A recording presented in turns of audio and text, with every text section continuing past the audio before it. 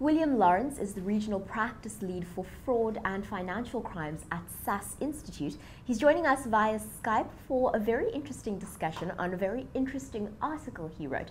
In fact, the article was called "The 3 Things That Banks Can Learn from Cyber Criminals."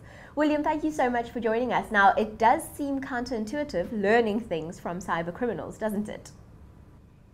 Yes, absolutely.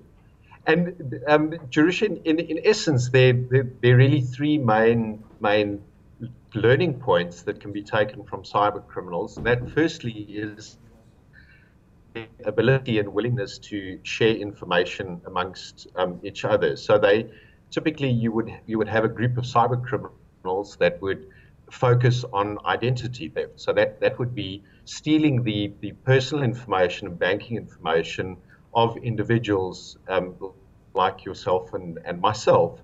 Then they freely share that information to other cyber criminal networks that then use your personal information to access and commit fraud on your bank account or any of your financial facilities.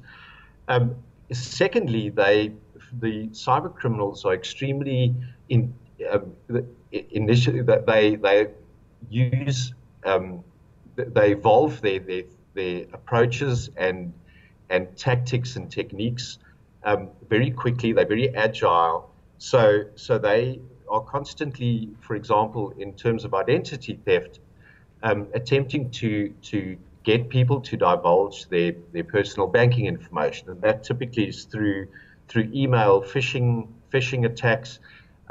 They also normally very, very innovative in that they use current affairs. So during the World Cup, there were up to 100 malware sites that developed and were attempting to get information on a daily basis. Similarly, now with the SARS e-filing season, people are now receiving emails requesting banking information purportedly from SARS in order to pay refunds. So these guys are extremely creative in terms of ways to try and get you to divulge your personal information. And then thirdly, they use sophisticated technologies and software when once they've actually broached someone's online banking details. They would typically send an email or have a Trojan installed on a person's laptop computer that monitors key logging sequences, even to the extent where they use basic analysis to ascertain, for example, things like session behavior. So they would ascertain typically when you would access your online banking facility and the type of transactions that you would effect. Now, listening to this all, it's actually quite terrifying as somebody who uses the internet and banks online quite regularly, the various ways that our information can be accessed by cyber criminals. But now, why would we want our banks to be using the same type of mindset?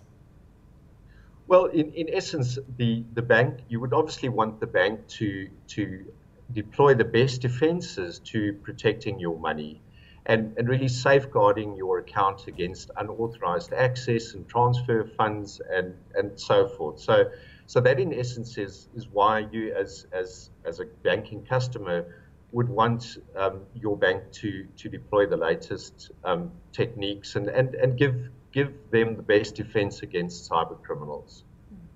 Now, looking at some of the statistics that you've offered up in this article, 5.8 billion rand a year that it costs the South African economy just in terms of cyber criminals, and then we've got 19% of online banking users have fallen victim to online fraud.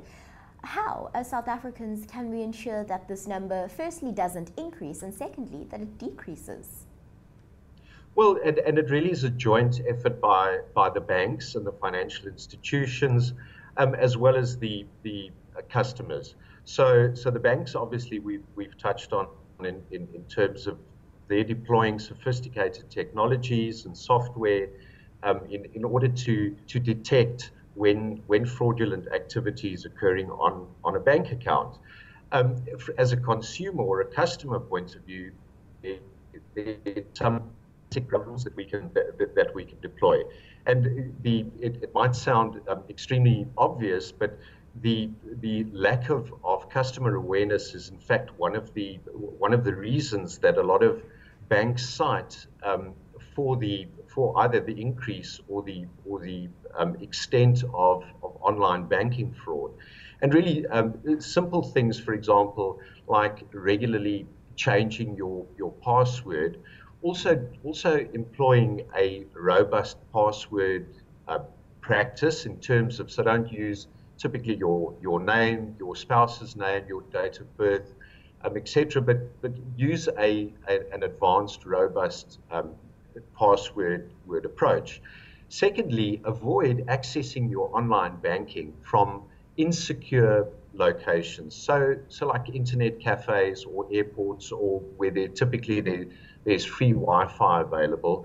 On the one hand, it's extremely convenient to do that, to access your banking from anywhere, but you need to be aware of the risks that are associated with that. And then furthermore, for example, never divulge your online banking details to either what you might perceive to be an email from a bank or from SARS. These organizations will never ask you to confirm your online banking details, user IDs, passwords via an email response. So as a customer, you need to be extremely mindful of that. Furthermore, the whole issue regarding accessing your bank account, really limit your access to your banking facilities from a secure location. Well, thank you so much for speaking to us today, and I know that we're all going to be a lot more careful about our sensitive banking information in the future. Thank you for joining us. Thank you, Jerusha.